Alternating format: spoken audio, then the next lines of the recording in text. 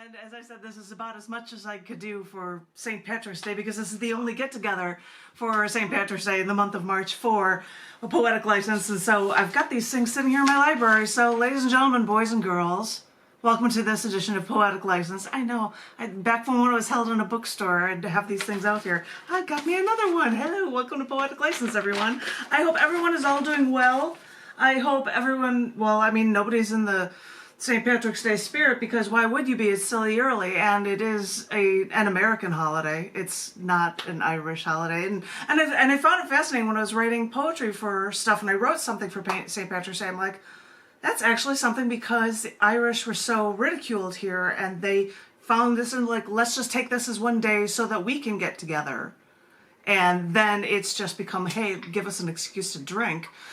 So it's become something that's what us modern day Americans are going to do to it, I guess. And I think there was some get together, and Tom Woodruff isn't here. I gave him my sparkly green hat in one year, and John saw this, husband John, and bought this. So I'm like, well, there's my St. Patrick's Day celebration. I got me a tie. The second largest St. Patrick's parade in the United States.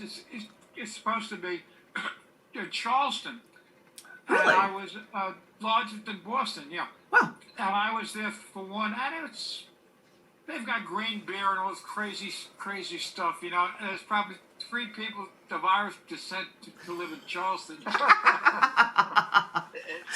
not Charleston. Right down the road. Charleston doesn't really get much. Savannah is gigantic. Well, I wanted to say Savannah, you guess right. Savannah.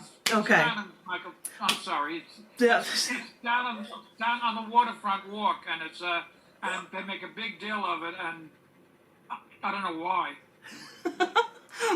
Well, that's as much as we need to talk about, other than my crazy weird green stuff and my green lipstick, which looks like dirty brown in this Zoom meeting window. But, you know, hi, welcome to the March edition of Poetic License. I was going to start because I heard John and Therese talking about, and Rusty, about the new issue of cc&d, and as I usually start, and I will read something from, as literary magazine editor, and that was beeping John's leaving to go outside and work on the car.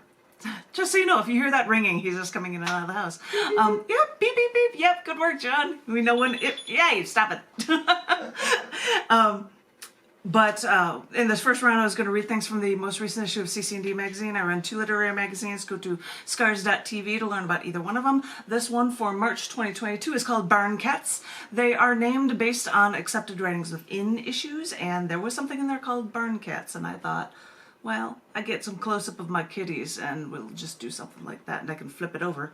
And it'll still look correct, but it's upside down. But, you know, back cover is the flipped-over version of it. I was going to share with you 3 poems from this. Now, the first one I'm excited about sharing, because I'm going to be going on a trip for John, actually, for starting at his birthday in March. We're going to be in Arkansas for 2 days, Hot Springs, and then we're going to be in Chicago for the rest of the week. And so I set it up so that I would have a feature in Hot Springs on the second night there, and then on the last night I'm going to be in Chicago, I have got my old stomping grounds, the old bar that I used to have my open mic at. I've got the Night for Poetry there, so we've got 2 features and an open mic there on that Friday night, or on that Wednesday night, the 30th. But the first poem I'm going to do in each feature is this one. This appears in cc&d magazine that I'm going to share with you. And for the show, I'm going to wear a mask and tear it off for it, but because it's appropriate. It is titled, Vaccinated from What Happens in Wuhan. How do you think lethal infectious diseases are spread anyway? Seminal fluids, blood transfusions, or not washing your hands? Did you think that you were safe vacationing on a cruise ship? Silly you, for you forgot that we're now in that global economy, and what happens in Wuhan doesn't necessarily stay in Wuhan. After thousands recently died from a recently discovered virus, it's discovered this virus escaped from a bio-research lab in China. Not Russia, not the Middle East, but a place where they now say that the Great Wall is there only for show. But is it really? For the only known biolab in China, in Wuhan, recently reissued a statement on cleanliness for the country to avoid disease, released just after this most recent mass epidemic was fully discovered. And you think a lab would know how to be clean, but that doesn't mean that they're well-paid researchers working illegally to make an extra buck. Or would that be making many, many extra yuan? That doesn't mean these researchers wouldn't sell these laboratory animals still alive for extra cash. Because one Beijing researcher said they once sold live monkeys and rats for the equivalent of over $1 million US. And yes, those precious disease-ridden animals made their way into people's stomachs and maybe eventually to people working on your cruise ships. And you thought that you were safe. Silly you. You should know better. You know, you thought that if you didn't swallow 3 gallons of someone's saliva, you'd remain safe from contracting these infectious diseases. You've been vaccinated. You even go so far as to wash your hands. How noble of you. And you thought that was enough. But as I said, this global economy means it's almost like we're all sharing one giant bed together. We just didn't realize how messy that bed could really be. How messy, indeed. First one. First one. And I'm psyched for both shows. I have a surgical mask I'm going to very carefully tear so that when I walk up, I can keep the mask on and just remove the tear and have my lips go through with the mask still on while I'm reading, and I'll get rid of the mask for the rest of the show. Because both of the things are about, hey, this is the first month we've been able to be out and about without necessarily having a mask, especially for vaccinated and whatnot. So, and that's me losing the schedule, but I always know that John McMullen's first, so then I'll worry about the schedule after him. I believe Rusty was after him, so I can then worry about plotting people away. But the second one I wanted to share with you, I'm skipping to the middle of this section because I wanted to put this one in the middle. This is a Twitter-length periodic table poem. And you guys are like, oh, there she goes with the periodic table stuff.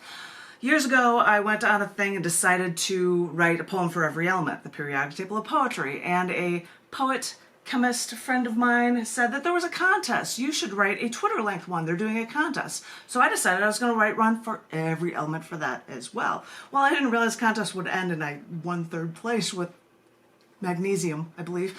But since then, for this right now, we've just finished and released. I'm not going to necessarily read from this. This is Twitter-length periodic table poetry. There are Twitter-length poems. They are in a larger type than others, and all of the ones that have images, as I can just scroll to them, they will have huge pictures on them as well. This is like a fun little picture book, I guess. But there's one of them in this poem as well, and it is Niobium. Oh, this is my addendum. This is my bonus poem. It's Niobium 92. I have one about niobium, but you gotta have isotopes as well. This one is called Niobium 92 and Solar System Flares. It's really crappy to see here, but you can see it online or see it in the book if you'd like to get it. This is Twitter-length poem number 2, Niobium 92 and Solar System Flares. Niobium 92's half-life meant extinction just after our solar system started. Protoplanet Vesta's meteorites at our solar system's birth show so much 92Nb. Supernovas make niobium 92. So our inner planet started after Type 1a supernova, scooping up explosions of 2 dancing stars. It's so sciencey, you guys. But it's fascinating to learn so many different things about elements, so I had to throw that one in there before I go to the last one that I hope you guys enjoy from this that I'm reading for you guys.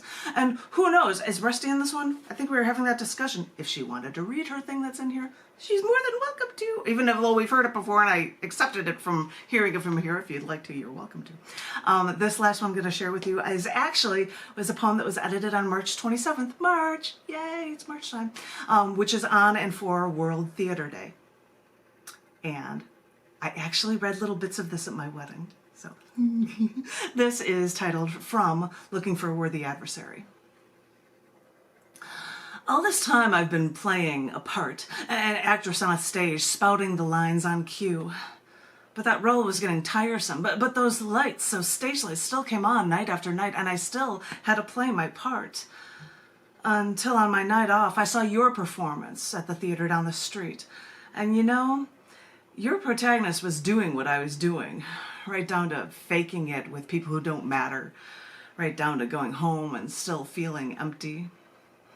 Watching your show, I like to see the boiling emotion underneath that no one else could see, because only I have the knowledge to know what that emotion really means. So I'm beginning to wonder if we can get together and write our own play.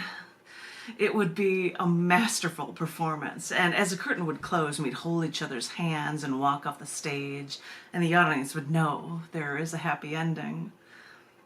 Now, when I walk out on the set, there you stand, in front, stage left. I wait for my cue to make my move. None of the rest of the scene matters to me. Maybe they'd like our little play. Maybe they wouldn't. Who really cares?